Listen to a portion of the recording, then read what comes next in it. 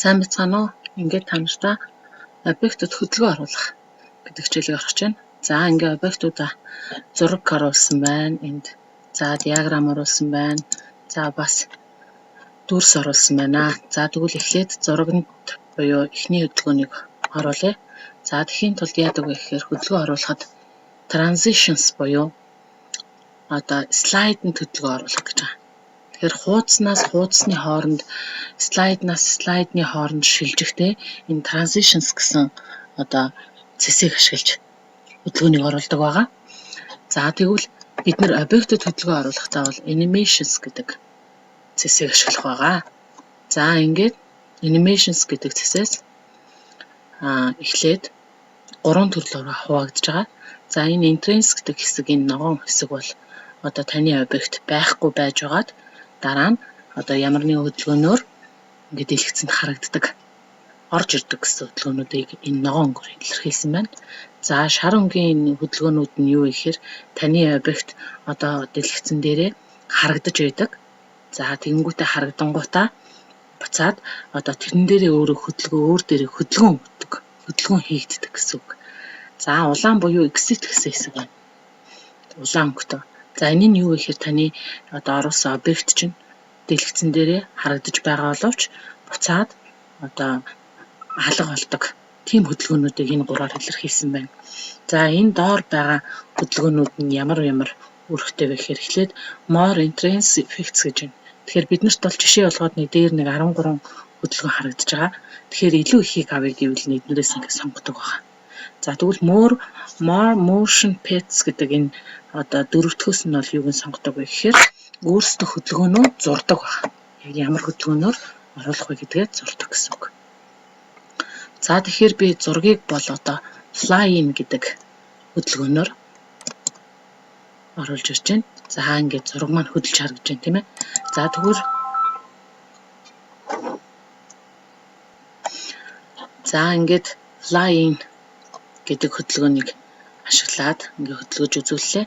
За тэгвэл одоо өөрсдийнхөө хийсэн энэ хөдөлгөөн дээрээ өөрчлөлтийг яаж хийх вэ гэхээр шинэ effect options гэдэг хэсгээс.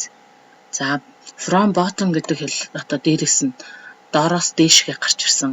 За энэ бол зүүн доод булангаас гарч ирнэ. За энэ бол зүүн талаас баруун дээд булан. За энэ дээрээс баруун доод булан баруун дээд булангаас энэ бол баруун талаас. За энэ баруун доод булангаас гэх мэтчлэнгээр та өөрийн хүссэн чиглэлээс тухайн одоо объектыг гаргаж ирэх боломжтой гэсэн үг. За ингэ оруулж ирж байна. За тэгвэл дараагийн дүрсэнд би одоо emphasis гэдэг хэсгээс оруулъя. За тэгвэл одоо харагдаж байна. За тэгвэл жижигээсээ томорч харагдаж байна.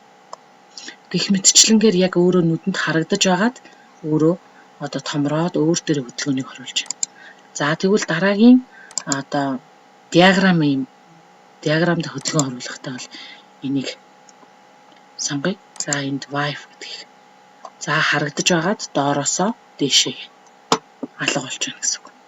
За тэгвэл эдгээр хөдөлгөөнүүдийг хянахын тулд юу вэ гэхээр animation pane гэдэг цонх байгаа. Энэ animation pane гэдэг цонхыг идэвхжүүлэнгүүт дэлгэцний баруун талд ийм шинэ цонх үүсэж байгаа. За тэгэхээр би ингээ 3 объекттой одоо picture 3 rectangle буюу одоо дүрс, диаграм тий энэ 3-т өөр хөдөлгөөн нь өөр өнгөөр өгсөн байна. За тэгэхээр энд бол хугацаа нь харагдаж байна. Тэгэхээр хугацааг нь яаж нэмэх вэ гэхээр энэ дээр байгаа duration гэдэг хэсэг дээрээс одоо секундыг нь тааруулдаг байгаа. За би хугацааг нь арай удаашруулъя гэвэл хойшин тат чинь энд 2 секунд болж нэмэгдэж байна. За диаграм маань бас урт ингээд авч. Тэгвэл арай удаан алга болно гэсэн үг.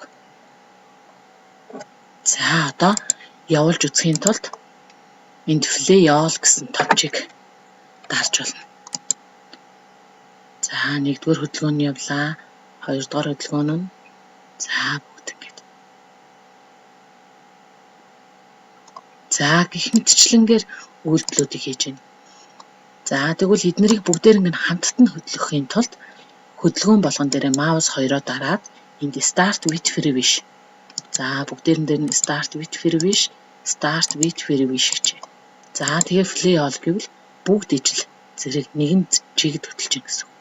Дараа нь slide show буюу одоо дэлгэцний доор байрлах энд одоо хундах шиг хэлбэртэй команд байгаа. За тэрэн дээрээ дарж болно. Нэг бол гараас F5 гэсэн товчийг дарвал одоо слайд маань тоглож харагдана томоор гэсэн үг. За ингээм анхаарал тавьсанд баярлалаа.